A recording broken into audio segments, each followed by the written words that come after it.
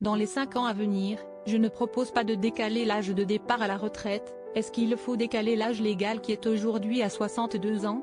Je ne crois pas. Ces déclarations politiques sur les retraites, tenues à différents moments depuis 2017, sont toutes signées d'un seul homme, Emmanuel Macron.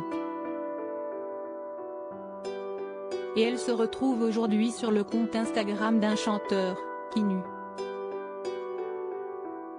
L'interprète de Mademoiselle Valérie et OTT a publié sur son compte Instagram un montage vidéo des déclarations du président de la République, suivi d'images du clip de sa chanson Tu mentais.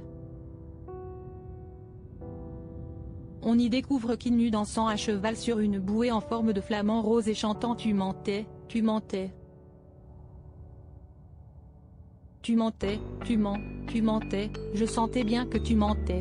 Je fais des chansons sur l'actualité on dirait, s'amuse ensuite le chanteur en légende de sa publication, avant d'ajouter « Merci à ce bon vieux Alexis Large pour ce montage de génie ». Brigitte et Emmanuel Macron, retour en images sur leur visite du chantier de la cathédrale Notre-Dame de Paris. Emmanuel Macron et la réforme des retraites, peut-il rebondir? Cette petite blague de Kenny V, qui met Emmanuel Macron face à ses anciennes déclarations sur l'âge légal de départ, tombe mal pour le président de la République.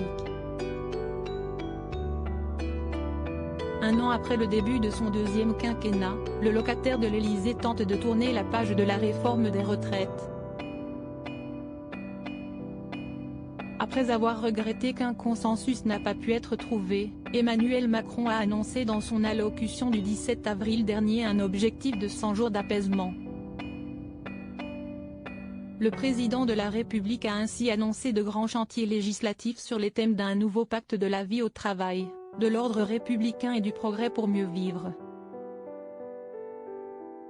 Emmanuel Macron veut également renouer le terrain et redonner une image d'un président proche des Français. Il a ainsi demandé à ses équipes de lui organiser un minimum de 2 déplacements hors de Paris par semaine jusqu'au 14 juillet prochain.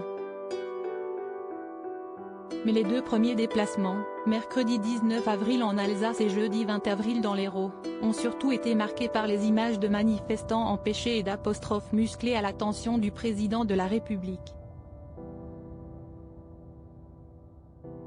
Crédit photo, Philippe Magoni-Poul.